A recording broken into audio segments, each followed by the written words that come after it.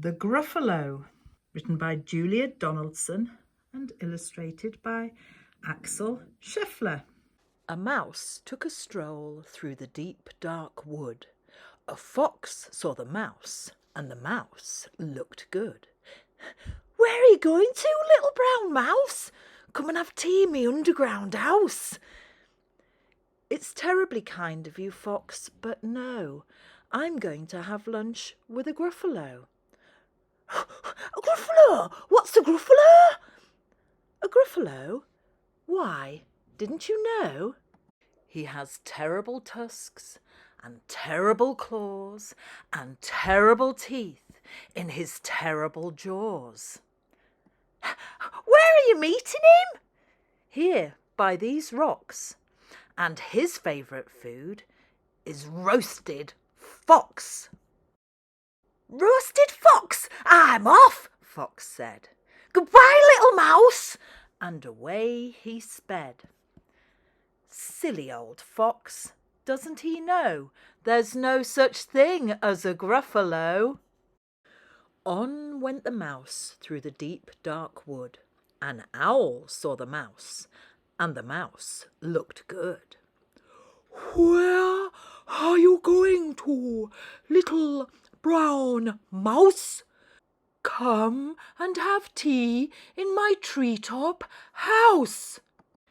"It's frightfully nice of you, owl, but no, I'm going to have tea with a Gruffalo." "A Gruffalo? What's a Gruffalo?" "A Gruffalo? Why, didn't you know? He has knobbly knees and turned-out toes and a poisonous wart at the end of his nose." "Where are you meeting him?" "Here, by this stream, and his favourite food is owl ice cream." "Owl ice cream? To-wit, to-woo! Goodbye, little mouse." And away owl flew. Silly old owl, doesn't he know there's no such thing as a Gruffalo? On went the mouse through the deep, dark wood. A snake saw the mouse, and the mouse looked good. "Where are you going to, little brown mouse? Come for a feast in my log pile house." "It's wonderfully good of you, snake, but no, I'm having a feast with a Gruffalo." "A Gruffalo? What's a Gruffalo?" "A Gruffalo? Why, didn't you know? His eyes are orange, his tongue is black, he has purple prickles all over his back." "Where are you meeting him?" "Here, by this lake, and his favourite food is scrambled snake." "Scrambled snake! It's time I hid. Goodbye, little mouse." And away snake slid. Silly old snake, doesn't he know there's no such thing as a Gruffalo? But who is this creature with terrible claws and terrible teeth in his terrible jaws? He has knobbly knees and turned-out toes and a poisonous wart at the end of his nose. His eyes are orange, his tongue is black, he has purple prickles all over his back. Oh, help! Oh, no! It's a Gruffalo. "My favourite food," the Gruffalo said. "You'll taste good on a slice of bread." "Good," said the mouse. "Don't call me good. I'm the scariest creature in this wood. Just walk behind me and soon you'll see everyone is afraid of me." "All right," said the Gruffalo, bursting with laughter. "You go ahead and I'll follow after." They walked and walked till the Gruffalo said, "I hear a hiss in the leaves ahead." "It's Snake," said the mouse. "Why Snake? Snake took one look at the Gruffalo. "Oh, crumbs," he said. "Goodbye, little mouse." And off he slid to his log pile house. "You see," said the mouse, "I told you so." "Amazing," said the Gruffalo. They walked some more till the Gruffalo said, "I hear a hoot in the trees ahead." "It's Owl," said Mouse. "Why, Owl, hello." Owl took one look at the Gruffalo. "Oh dear," he said. "Goodbye, little mouse." And off he flew to his treetop house. "You see," said the mouse, "I told you so." "Astounding," said the Gruffalo. They walked some more till the Gruffalo said, "I can hear feet on the path ahead." "It's Fox," said Mouse. "Why, Fox, hello." Fox took one look at the Gruffalo. "Oh, help," he said. "Goodbye, little mouse." And off he ran to his underground house. "Well, Gruffalo," said the mouse, "you see, everyone is afraid of me. But now my tummy's beginning to rumble. My favourite food is Gruffalo crumble." "Gruffalo crumble," the Gruffalo said, and quick as the wind he turned and fled. All was quiet in the deep, dark wood.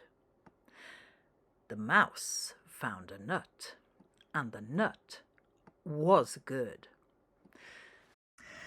And that is the end of the Gruffalo. And it's a story for kids, but it's pretty good because you've got this little mouse here who is, let's face it, bottom of the food chain. And I have to say that as bottom of the food chain, why on earth is he walking through a deep, dark wood?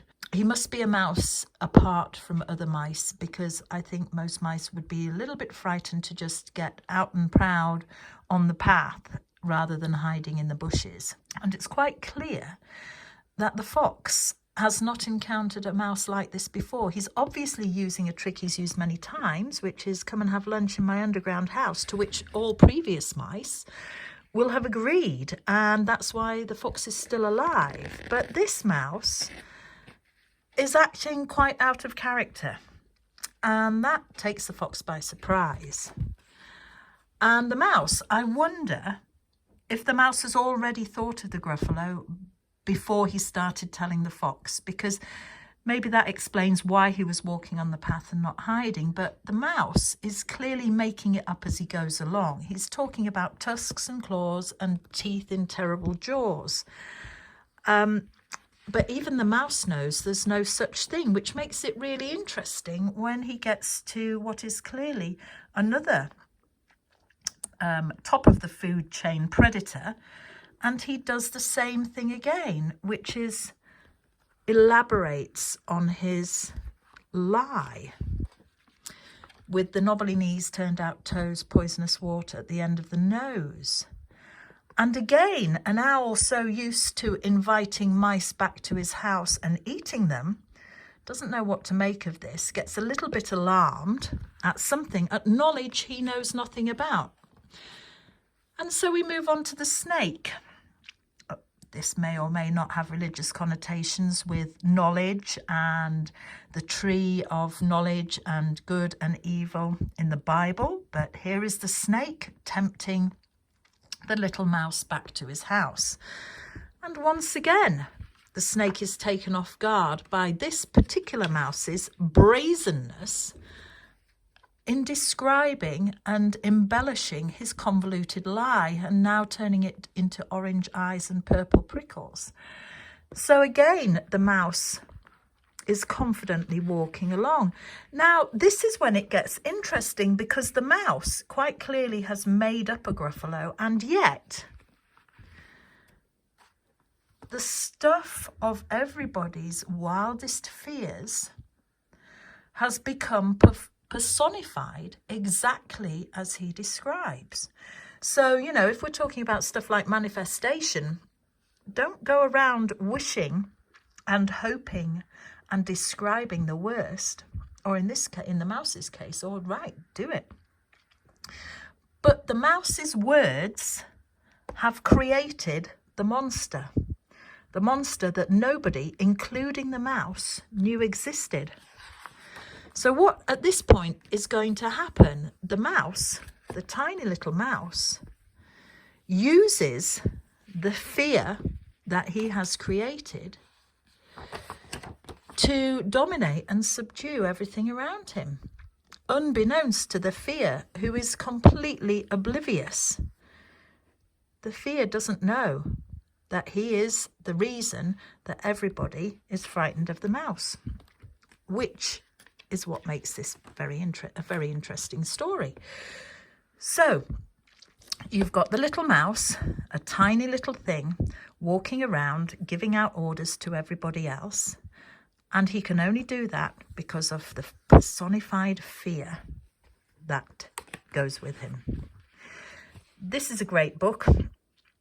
It's for children, but it's also for adults. It comes alive with the illustrations by Axel Scheffer, and it rhymes, and it rhymes really well.